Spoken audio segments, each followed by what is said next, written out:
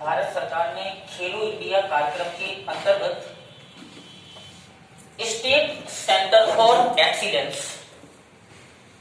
State centre for excellence, state centre for excellence का दर्जा दिया है, जिसमें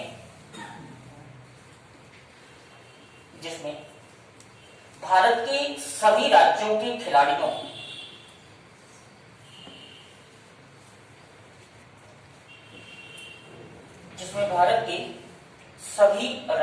खिलाड़ियों को प्रशिक्षण प्रदान किया जाएगा।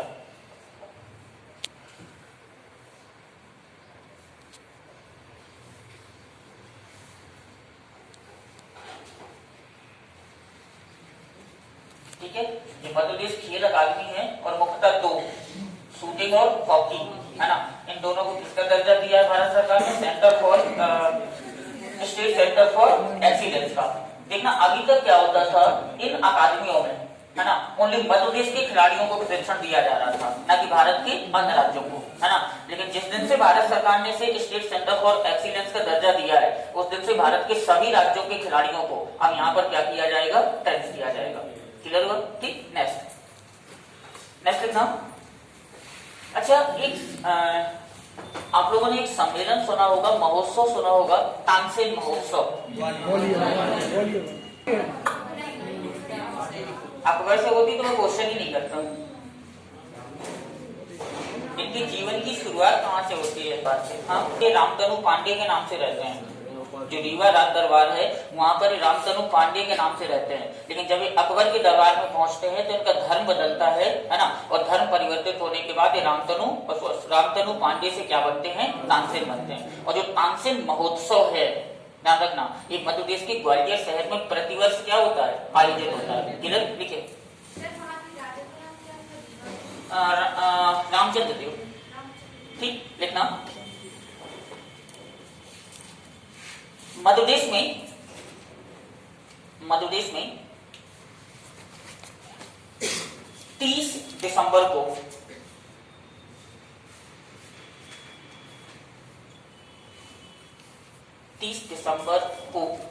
तानसेन महोत्सव की शुरुआत, तानसेन महोत्सव शुरुआत मत लिखना, तानसेन महोत्सव ग्वालियर में आयोजित हुआ।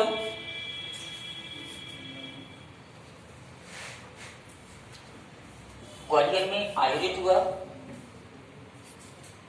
इस महोत्सव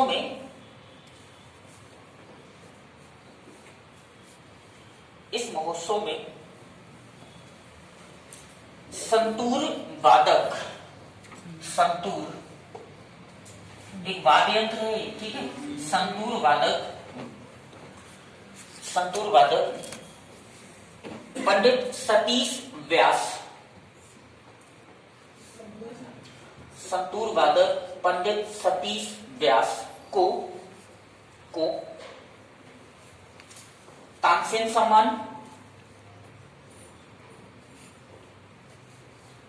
सम्मान तथा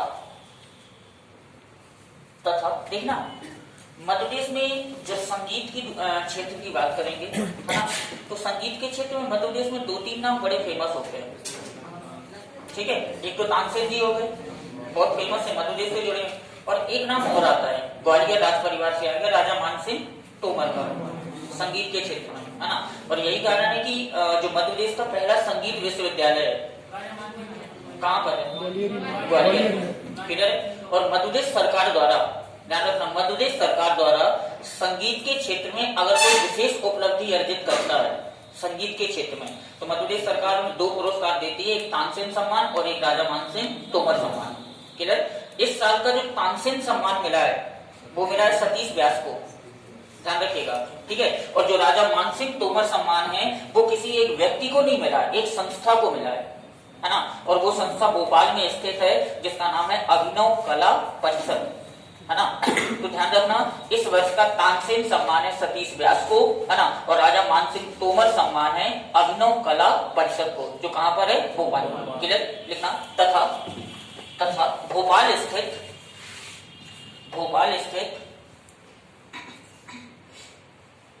अभिनव कला परिषद संस्थान, भोपाल स्थित अभिनव कला परिषद संस्थान को अभिनव कला परिषद संस्थान को राजा मानसिंह तोमर सम्मान दिया गया है।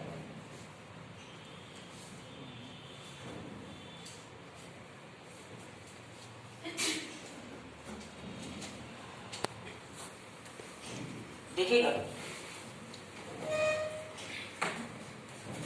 हमारे देश में पिछले कुछ दिनों से, है ना, धर्म पर एक बहस चल रही थी, है ना, हिंदू मुस्लिम पर, ठीक, जिसे लव जिहाद नाम दिया गया है। सुना है? मध्य प्रदेश ने भी कर दिया ना, मध्य प्रदेश ने भी विधेयक पारित कर दिया है ना। मध्य प्रदेश स्वतंत्रता विधेयक 2020 कर दिया, उसी पर बात करना है ना। देखना करके मध्य प्रदेश ने एक अधिनियम पारित किया है मध्य प्रदेश विधानसभा में, है ना। ये क्योंकि इसकी जरूरत क्यों पड़ी, क्या हुआ, हमारे देश में एक चलन सा आ गया था, है ना, कि जो मुस्लिम नवयुवक होता था, मुस्लिम लड़के होते थे, है ना, वो कहीं ना कहीं एक गलत धारणा के शिकार हो रहे थे, वो हिंदू बनते थे, है ना। आजकल यार एक बड़ी विडंबना सी चली है फेसबुक और व्हाट्सएप वगैरह में, है ना, कि कुछ भी करो, बाद में चली थी, है ना, मुस्लिम लड़के क्या करते थे, फेसबुक एंड व्हाट्सएप वगैरह से वो हिंदू लड़कियों को अपनी ओर आकर्षित करते थे, है ना। सीधा बोलूं तो उन्हें अपने प्यार के जाल में फंसाते थे लड़कियों को, है ना। और हिंदू लड़कियां पता नहीं कौन से दिमाग की होती थी। मध्य प्रदेश मंत्रिमंडल ने धार्मिक स्वतंत्रता विधेयक 2020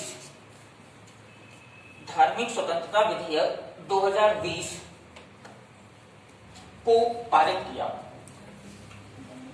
धार्मिक स्वतंत्रता विधेयक 2020 को पारित किया। इस विधेयक के प्रावधानों के अंतर्गत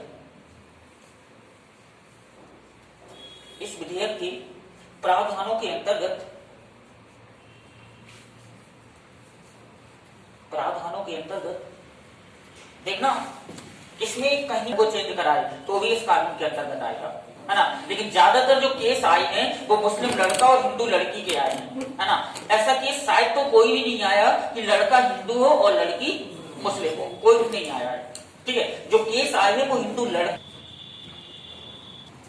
परिवर्तित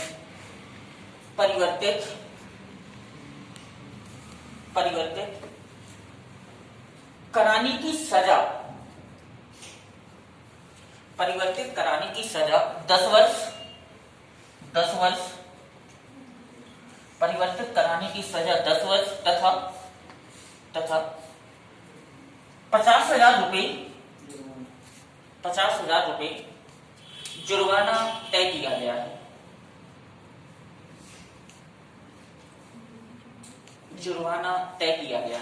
यूपी में 1 लाख रुपए, वो अलग ही जाता है, अलग ही राज्य है वो, ठीक है। जुर्माना तय किया गया। इसके अंतर्गत नाबालिग जिनकी उम्र 18 वर्ष से क्या है, कम है, नाबालिग, SC यानी अनुसूचित जाति, व ST, सबसे ज्यादा इन्हीं पर तो हो रहा था, है ना। सबसे ज्यादा जो इस घटना का शिकार थे, है ना, लगभग 80% शिकार कौन है, नाबालिग। अरे ये लोग, है ना, वह लड़कियां जो अंडर 10 और 12 स्टडी वाली होती हैं, समझ रहे हो, है ना। सबसे ज्यादा शिकार ये लोग हैं। सुप्रीम कोर्ट का भी आदेश तो लिया कि नाबालिग की अपने परिवार वालों ही सुन पाएंगे, किसी के चक्कर में नहीं पड़ेगा। सुप्रीम कोर्ट कभी कभी बहुत गलत डिसीजन दे देता है, कभी कभी, है ना। सुप्रीम कोर्ट कह रहा है कि अगर वो नाबालिग है, उसे भी स्वतंत्रता का अधिकार है, उसे फ्री छोड़ दो। लेकिन जब तक नाबालिग ना हो जाए अपने माता पिता के ही आश्रय में रहेगी, बिल्कुल रहेगा, है ना। तो देखना सुप्रीम कोर्ट कह रहा है कि इन्हें फ्री छोड़ दो, है ना। अब आप एक चीज ध्यान देना, आप लोग कॉलेज स्टडी कर रहे होगे, कॉलेज लाइफ वाले होगे, है ना। लोग बात कहते हैं कि कॉलेज लाइफ मुझे नहीं पता, है ना। इन दोनों समाजों की अगर आप बात करें, है ना, तो दोनों समाजों में एजुकेशन का स्तर अभी क्या है, डाउन है या नहीं है। कितना भी सरकारी प्रयास कर लें, सरकार स्कॉलर दे रही है, सरकार किताबें दे रही है, सरकार जाने क्या क्या दे रही है ना। लेकिन आज भी जब आप ग्रामीण क्षेत्र में जाओगे तो ग्रामीण क्षेत्रों में इन दोनों वर्गों के लोगों में आज भी शिक्षा का स्तर क्या है, डाउन। और जब शिक्षा का स्तर डाउन होगा तो कोई भी इन्हें आसानी से क्या कर सकता है, बेवकूफ बना सकता है ना। और हमारे देश में 2 संस्थाएं इन्हें बेवकूफ बनाने का काम करती हैं। एक ईसाई मिशनरी, ईसाई मिशनरी का मतलब है ईसाई धर्म का प्रचार करने वाली संस्थाएं, है ना, वो इन्हें बेवकूफ बनाकर इनका धर्म परिवर्तित कराती हैं। और दूसरा इस्लामी मदरसे, जो इस्लामिक संस्थाएं हैं, वो भी इन्हें लालच देकर इनका धर्म परिवर्तित कराने का क्या करती हैं, काम करती हैं। तो अगर आप जबरदस्ती करवाते हैं तो आपके लिए सजा का क्या कर दिया गया है, प्रावधान। क्लियर, क्या लिखा है, एसटी से संबंधित लोगों के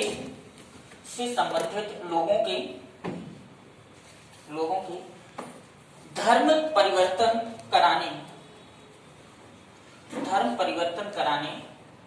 के मामले में विशेष प्रावधान किए गए हैं।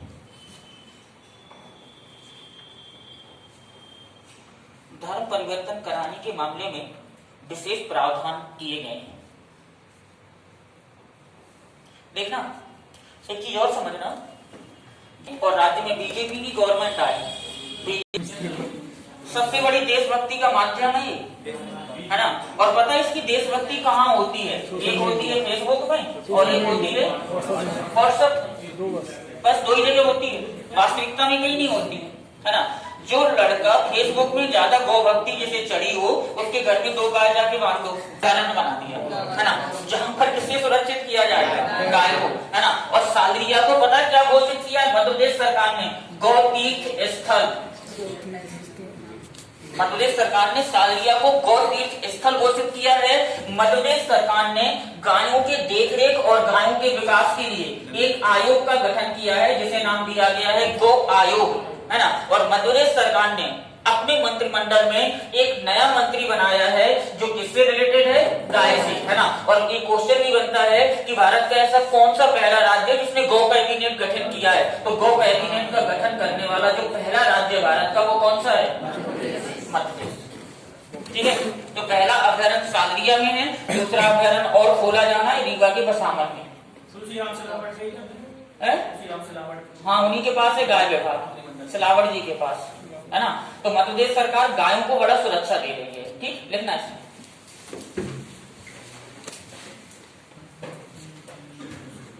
मध्य प्रदेश में गाय की संवर्धन और संरक्षण के लिए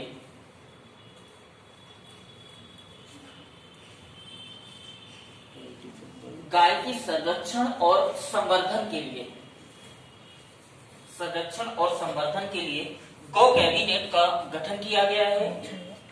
गौ कैबिनेट का गठन किया गया है।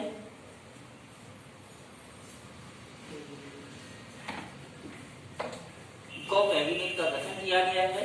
गौ कैबिनेट की पहली बैठक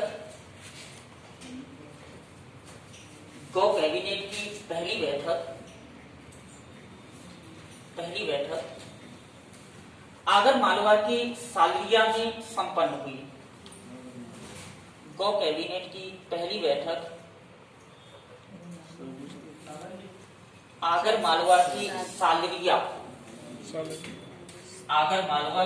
सालरिया में संपन्न हुई, जिसमें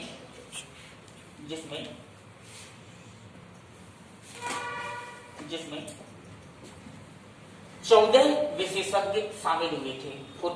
14 विशेषज्ञ शामिल हुए थे।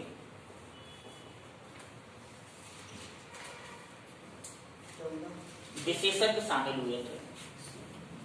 ये याद रखना कि मध्य प्रदेश का जो पहला गौ अभ्यारण्य है वो सागरिया में है ना, और सागरिया को नाम क्या दिया गया, गौ तीर्थ स्थल, और दूसरा अभ्यारण्य प्रस्तावित है गाय का, वो कहाँ है, रीवा के बसावन में। क्लियर हुआ? नेक्स्ट लिखना, मध्य प्रदेश के ग्वालियर व ओरछा को, मध्य प्रदेश के ग्वालियर व ओरछा को यूनेस्को की विश्व विरासत सूची में शामिल किया गया है। यूनेस्को की विश्व विरासत सूची में शामिल किया गया है। यूनेस्को की विश्व विरासत सूची में शामिल किया गया है। ओरछा के बारे में क्या जानते हैं? बुंदेला राजवंश का यहाँ शासन रहा, ध्यान रखिएगा, है ना, और यहाँ पर जो राम राजस सरकार मंदिर है ना, उसका निर्माण करवाया था बुंदेला शासक मधुकर शाह ने। प्लीज ध्यान रखिएगा, उसका निर्माण करवाया बुंदेला शासक मधुकर शाह ने, है ना। मधुकर शाह के बेटे थे वीर सिंह बुंदेला, है ना। वीर सिंह बुंदेला और मुगल शासक, उस समय मुगल शासक है जहांगीर, आगरा में, है ना। तो वीर सिंह बुंदेला और मुगल शासक जहांगीर की दोस्ती थी, है ना। और जहांगीर जब ओरछा आने वाले थे तो उनके रुकने के लिए, है ना, वीर सिंह बुंदेला ने ओरछा में एक महल का निर्माण करवाया था, जिसे हम आज नाम देते हैं जहांगीर महल, ओरछा में। अगर ये क्वेश्चन कभी भी आता है, इसलिए बता रहा हूँ क्योंकि महलों से रिलेटेड क्वेश्चन आते हैं, है ना, कि हवा महल कहाँ है, पंच महल कहाँ है, जहांगीर महल कहाँ है, शीश महल कहाँ है, ऐसे क्वेश्चन आते हैं। ये मध्य प्रदेश की संस्कृति में पढ़ाए जाते हैं। तो अगर कभी भी क्वेश्चन आता है कि जहांगीर महल कहाँ है, तो जहांगीर महल का मतलब आगरा और दिल्ली मत जाना, कहाँ पर है, ओरछा में। निर्माण किसने करवाया था? वीर सिंह बुंदेला। क्लियर हुआ? ठीक। नेक्स्ट, हाँ, ग्वालियर, ये तो रह ही जा रहा। ग्वालियर का जो किला है, इससे क्वेश्चन आते हैं, है ना। और ग्वालियर के किले को भारत का जिब्राल्टर बोला जाता है ना। अच्छा, जिब्राल्टर क्या है? बोला तो जाता है, सबने पढ़ा होगा। तो जिब्राल्टर है क्या, कहाँ पर है? अच्छा, ध्यान सुने, ठीक है।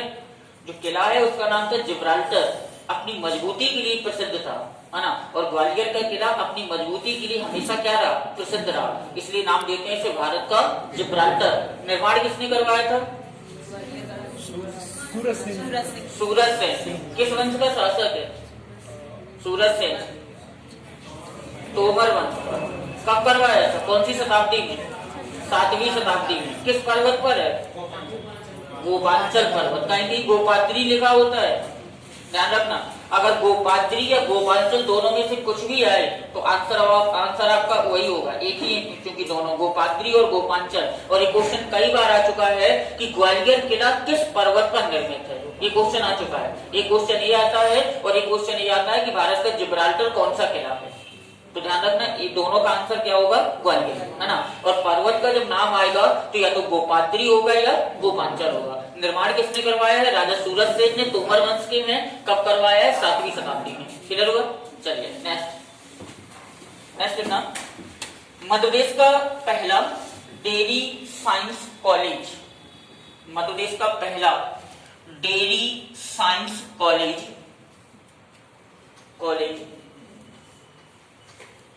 इमलिया में खोला गया। मध्य प्रदेश का पहला डेयरी साइंस कॉलेज जबलपुर के इमलिया में खोला गया, डेयरी साइंस कॉलेज। जबकि दूसरा डेयरी साइंस कॉलेज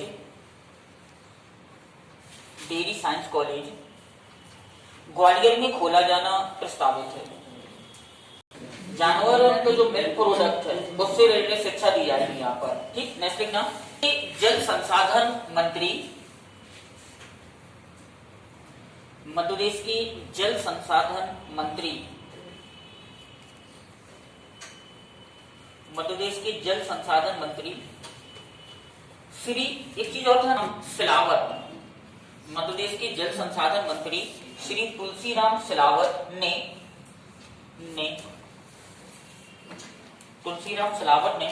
5,500 करोड़ की लागत से 5,500 करोड़ की लागत से माधवराव सिंधिया परियोजना, माधवराव सिंधिया परियोजना, परियोजना में क्या होता है, नदियों में बांध बनाए जाते हैं और नहरें निकाली जाती हैं, ठीक है। और दूसरी चीज विद्युत का उत्पादन होता है ना। जहां पर ये सारी चीजें होती हैं उसको अपन नाम क्या देते हैं, परियोजना, ठीक। लिखना, माधवराव सिंधिया परियोजना को मंजूरी प्रदान की, मंजूरी प्रदान की। यह मंजूरी, यह मंजूरी, सॉरी, यह परियोजना, सॉरी सॉरी, मंजूरी की जगह परियोजना लिखना। यह परियोजना पार्वती, पार्वती काली सिंध, पार्वती काली सिंध व चंबल, पार्वती काली सिंध व चंबल नदी पर प्रस्तावित है। चरमावती उद्गम जानापा, मेलन स्थल कटावा, कौन सी नदी, यमुना नदी। कितने बांध है टोटल अभी तक, 3। कौन कौन से, सरदार सरोवर, नर्मदा, गांधी, जवाहर सागर, राणा प्रताप। गांधी सागर कहाँ है, कान ने मध्य प्रदेश सरकार ने, मध्य प्रदेश सरकार ने, देखना ये शुल्क है, कर नहीं है, शुल्क है ना। और इसे मध्य प्रदेश सरकार वसूलती है। जब आप स्टाम्प खरीदते हैं, है ना, उस पर जो लिया जाता है वो आपसे क्या लिया जाता है, शुल्क, है ना। अभी तक मध्य प्रदेश सरकार स्टाम्प ड्यूटी ले रही थी 3% अभी तक, है ना। लेकिन इस साल मध्य प्रदेश सरकार ने इसे घटाकर कितना कर दिया है, 1%। क्लियर हुआ, लिखिए, लिखना पॉइंट। मध्य प्रदेश सरकार ने, मध्य प्रदेश सरकार ने, मध्य प्रदेश सरकार ने स्टाम्प ड्यूटी शुल्क को, स्टाम्प ड्यूटी शुल्क को 3% से घटाकर 1% कर दिया है। 3% से घटाकर 1% कर दिया है।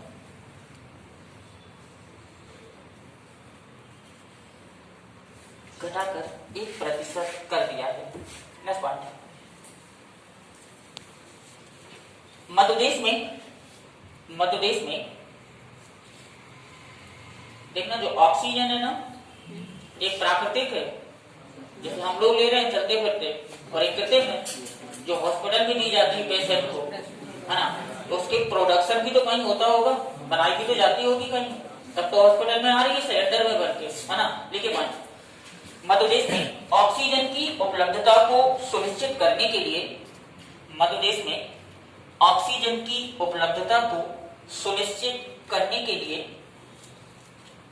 सुनिश्चित करने के लिए राज्य शासन द्वारा, राज्य शासन द्वारा को सुनिश्चित करने के लिए राज्य शासन द्वारा आईनॉक्स, आईनॉक्स, आईनॉक्स कंपनी का ऑक्सीजन प्लांट, आईनॉक्स कंपनी का oxygen plant, oxygen plant Hoshangabad के मोहासा में, होशंगाबाद के मोहासा में, होशंगाबाद के मोहासा में स्थापित करने की, होशंगाबाद के मोहासा में स्थापित करने की मंजूरी प्रदान की गई है। अपना यूट्यूब चैनल है जगवान यूट्यूब चैनल है, जिसे ज़्यादा से ज़्यादा शेयर भी करें, सब्सक्राइब भी करें और लाइक भी करें, जिसमें मैथ और रीजनिंग और साइंस की क्लासें डाली जाती हैं। प्लीज़ ज़्यादा से ज़्यादा शेयर करें। जगवान सिंह ठाकुर के नाम से चैनल है।